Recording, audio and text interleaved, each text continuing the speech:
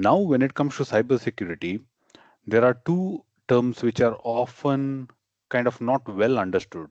One is automotive cybersecurity. There's always a confusion, with the people or the experts who are working on it. What is the scope of automotive cybersecurity? Then comes your IT cybersecurity, which is more like applying, applicable to the organizations or the systems and so on, which is kind of an outside the vehicle. Now, keeping this particular diagram, in front of us, where do you think the scope of automotive cybersecurity will come into, and what do you think fall in the scope of IT cybersecurity, let's say, and also why? Good. That's a very interesting question. The reason I say an interesting question is a clear demarcation between, assigning the IT cybersecurity and the automotive cybersecurity is a bit difficult. It's clear that whenever we talk about OTA enabled vehicle, it would be automotive cybersecurity. The reason why I say it is automotive cybersecurity is because we are considering a live scenario. That means things are developed, it is delivered to the customer, end user has the car, and OTA is functional. In that scenario, automotive cybersecurity is applicable to the OTA enabled vehicles. If we are considering the development stage for the OTA enabled vehicles, even your IT security comes into picture. Now, why do I say IT security comes into picture? Because whenever you are doing the OTA updates, right, over the air software updates, you send many packages. You need to have multiple authentication mechanisms. You need to have some kind of signature, some kind of verification that you are getting the data from the trusted source. You need to ensure that the updates are happening in the right way.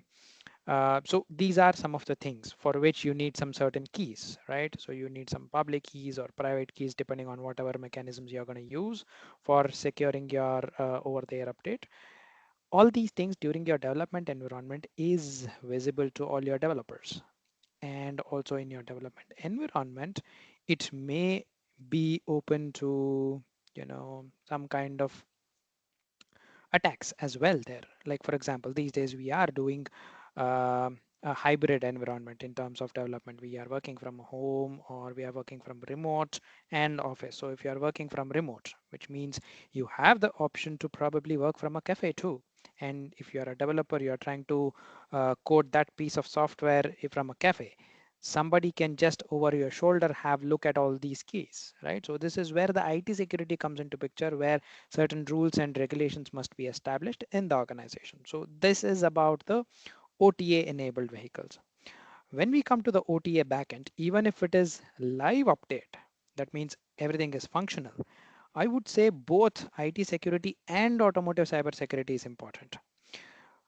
Majority goes to IT security because you need to have a clear setup defined in your backend. That means you need to have right infrastructure, you need to have protections in of the environment, whatever is the location. So have locks enabled, access controlled, entry to such facilities. So these things fall under the IT security.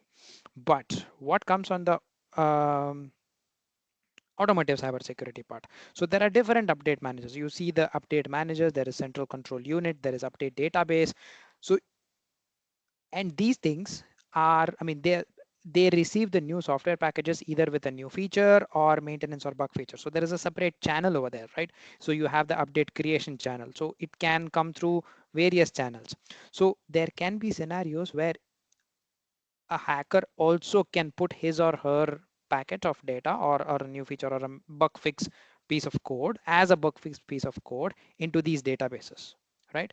So this is where whenever you receive a new piece of data or maintenance software or a bug fix software, you need to have mechanisms to verify it is coming from trusted source, it is encrypted, and it has the right authentication, it has the right permissions, etc. So this is where the cyber security also comes into picture. This is my take on how we differentiate probably IT security and automotive cybersecurity in the whole of OTA process.